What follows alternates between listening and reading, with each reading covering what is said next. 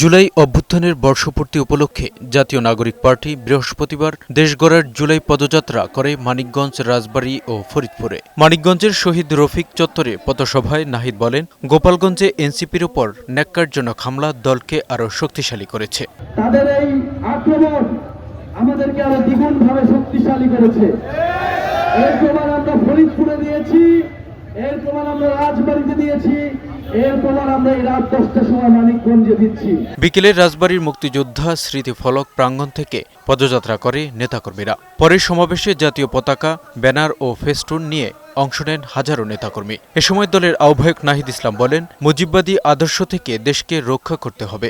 এই মুজিববাদী আদর্শ আওয়ামী লীগের গোড়া, বাংলাদেশকে বিভাজিত করেছে, বাংলাদেশের মানুষদেরকে হত্যা করেছে, গুম খুন সবকিছু জায়েজ করেছে এই মুজিববাদী আদর্শের মাধ্যমে।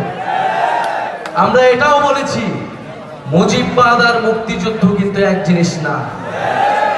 ফলে আমাদের এই মুজিববাদীদের হাত থেকে আমাদের মুক্তিযুদ্ধকেও রক্ষা করতে হবে।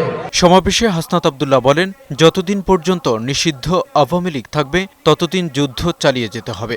আওয়ামী লীগ মুক্ত, মিডিয়া থেকে আওয়ামী লীগ মুক্ত, বুদ্ধিজীবী মহল থেকে আওয়ামী লীগের অপরাধের বৈধতা উৎপাদনকারী মুক্ত, বাংলাদেশ করা পর্যন্ত আমাদের এই লড়াই অব্যাহত থাকবে।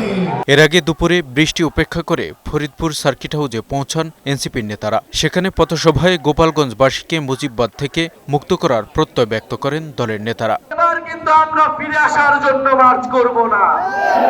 গোপালগঞ্জের মাটি ও জনগণকে মুজিববাদ থেকে সম্পূর্ণভাবে চিরতরে মুক্ত করে তারপরে ফিরে আসব। দেশে যেন ফ্যাসিবাদ আর ফিরতে না পারে, সেজন্য সকলকে ঐক্যবদ্ধ থাকার আহ্বানও জানান এনসিপির নেতাকর্মীরা।